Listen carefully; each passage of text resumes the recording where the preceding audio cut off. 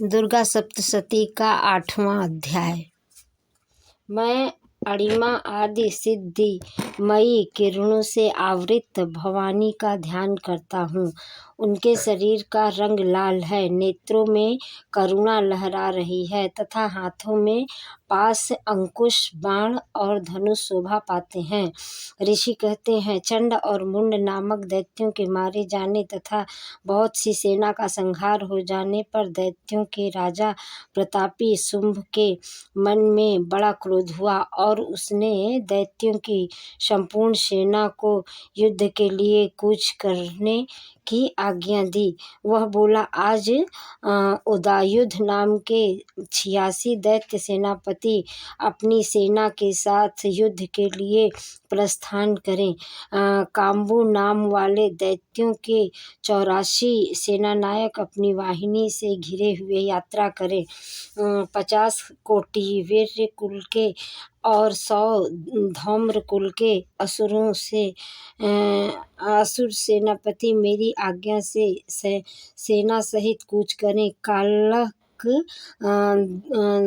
दौहर्द, मौर्य और काल के असुर भी युद्ध के लिए तैयार हो मेरी आज्ञा से तुरंत प्रस्थान करें। भयानक शासन करने वाला असुरराज शुंभ इस प्रकार आज्ञा दे सहस्त्रों बड़ी बड़ी सेना के साथ युद्ध के लिए प्रस्थित हुआ।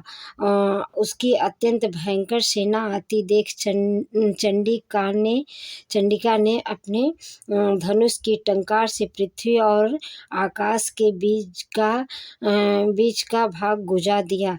राजन, तदंतर देवी के सिंह ने भी बड़े जोर से दहाड़ना आरंभ किया। फिर अंबिका ने घंटे के शब्दों से उस ध्वनि को और भी बढ़ा दिया। धनुष की टंकार, सिंह की दहाड़ और घंटे की ध्वनि से संपूर्ण दिशा गूंज उठी। उस भयंकर शब्दों से काली ने अपने विकराल मुख को और भी बढ़ा लिया तथा इस प्रकार वे विजयी हुई। उस तुमुल नाद को सुनकर दैत्यों की सेनाओं ने चारों ओर से आकर चंडिका देवी, सिंह तथा काली देवी को क्रोधपूर्वक घेर लिया। राजन, इसी बीच में असुरों के विनाश तथा देवताओं के अभ्युदय के लिए ब्रह्मा, शिव, कार्तिकेय, विष्णु तथा इंद्र आदि देवताओं की शक्तियाँ जो अत्यंत पराक्रम और बल से संपन्न थीं, उनके शरीर से निकलकर उन्हीं के रूप में चंडिका देवी के पास गईं।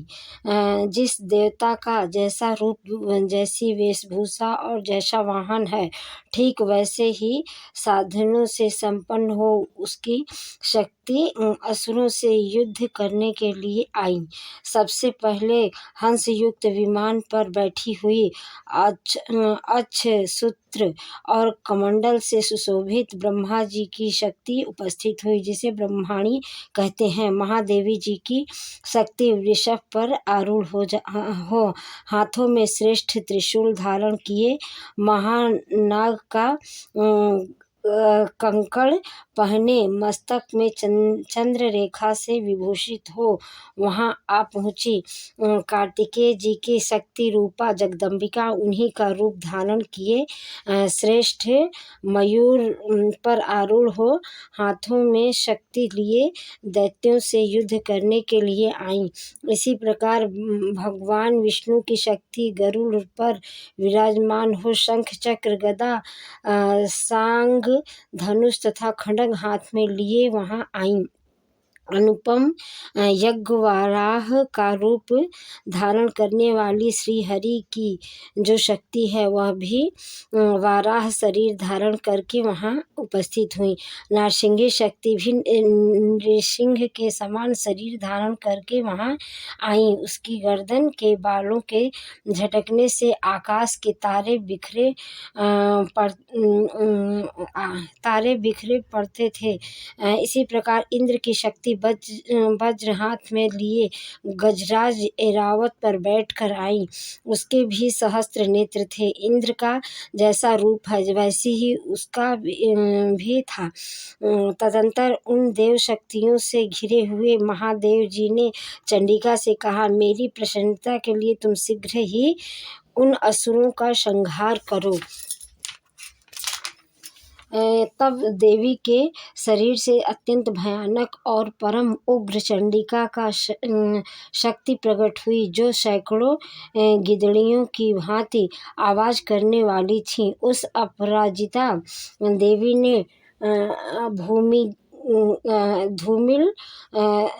ने धूमिल जटा वाले महादेव जी से कहा, भगवान आप शुंभ निशुंभ के पास दूत बनकर जाइए और उन अत्यंत गर्वीले दानव शुंभ एवं निशुंभ दोनों से कहिए, साथ ही उनके अतिरिक्त भी जो दानव युद्ध के लिए वहां उपस्थित हों उनको भी यह संदेश दीजिए, दैत्यों, यदि तुम जीवित रहना चाहते हो तो पाताल को लौट जाओ। इंद्र को त्रिलोकी का राज्य मिल जाए और देवता यज्ञ भाग का उपभोग करे।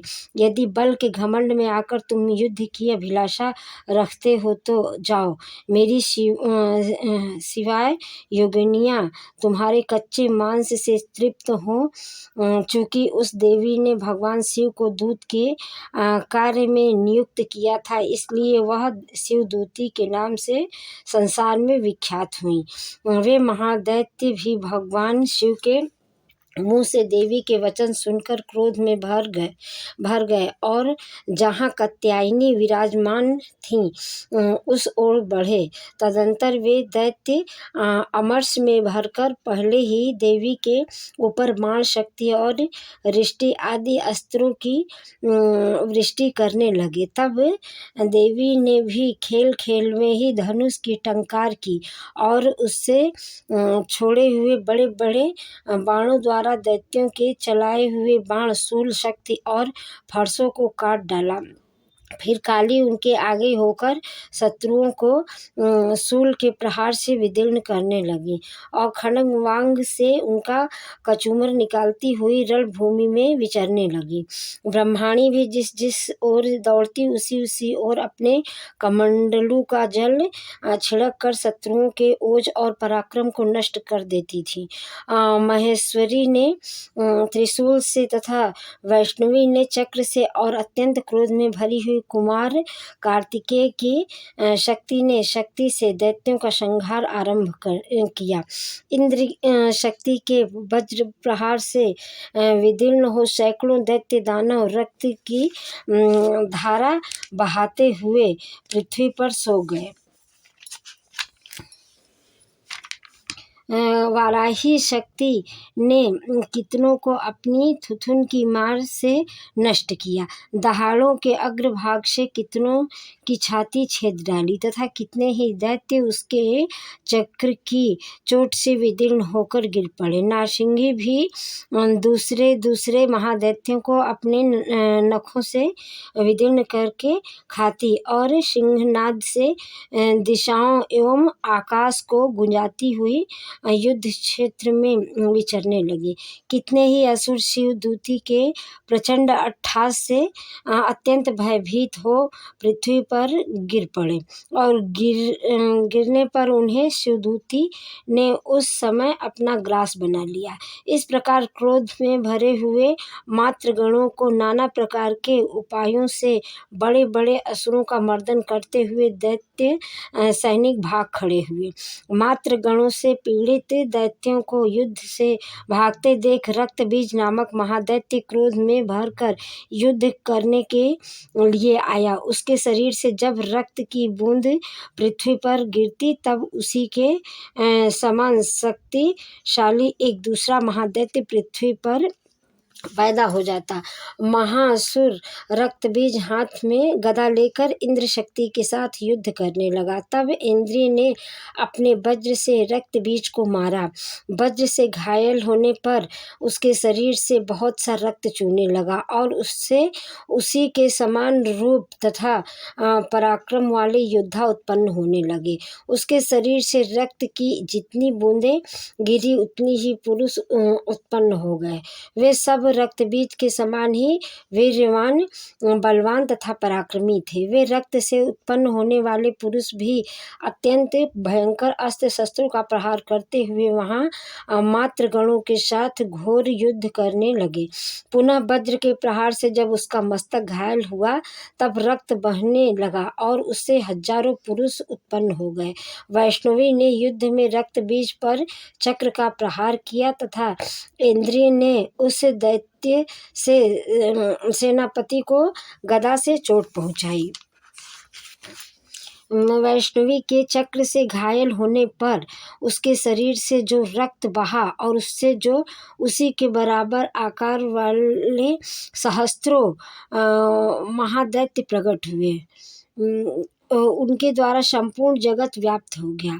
कौमारी ने शक्ति से, वाराही ने खड्ग से और महेश्वरी ने त्रिशूल से महादैत्य रक्तबीज को घायल किया। क्रोध में भरे हुए उस महादैत्य रक्तबीज ने भी गदा से सभी मात्र शक्तियों पर पृथक पृथक प्रहार किया।